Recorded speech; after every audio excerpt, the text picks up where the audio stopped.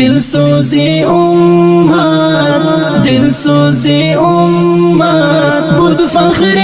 افغان رفت مولانا صاحب مجیب الرحمن رفت مولانا صاحب مجیب الرحمن رفت مولانا صاحب مجیب الرحمن رفت شخصی ربانی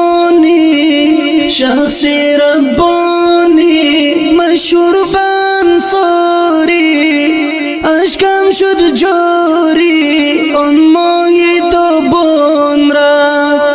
اشکم شد جاری آن ماهی تابان رفت زعیم و رهبر زعیم و رهبر بود در خاک و کشور با لون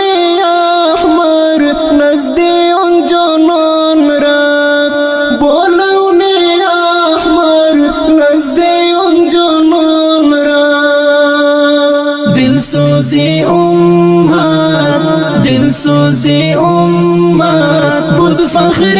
افغان رفت مولانا صاحب مجیب الرحمن رفت مولانا صاحب مجیب الرحمن رفت مولانا صاحب مجیب الرحمن رفت داشت ثقافت داشت ثقافت آن قاطع بدعت هم با فتانت رهبری مایان رفت هم با فتانت رهبری مایان رفت محبوب دلها محبوب دلها بود شمس العلما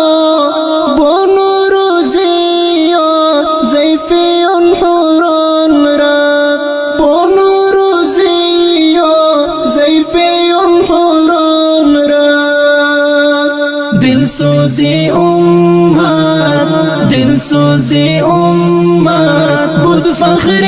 افغان رفت مولانا صاحب مجیب الرحمن رفت مولانا صاحب مجیب الرحمن رفت مولانا صاحب مجیب الرحمن رفت کشورم در غم کشورم در غم هست در سوز و ماتم قلب جرح و علم آن مدیر فان رفت قلب جرح و علم آن مدیر فان رفت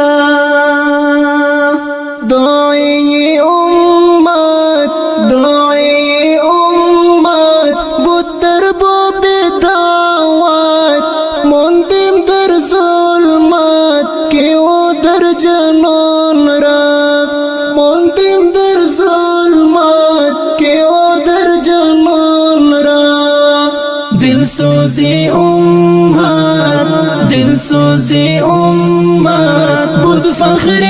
افغان رفت مولانا صاحب مجیب الرحمن رفت مولانا صاحب مجیب الرحمن رفت مولانا صاحب مجیب الرحمن رفت آرزو شهادت آرزو شهادت از آن رب العزت به آن نایل شد هم خوش و خندان رفت به آن نایل شد هم خوش و خندان رفت صادق شد غمگین صادق شد غمگین هیچ ندارد تمکین کسوف کرد خورشید آن شاه خوبان رفت کسوف کرد خورشید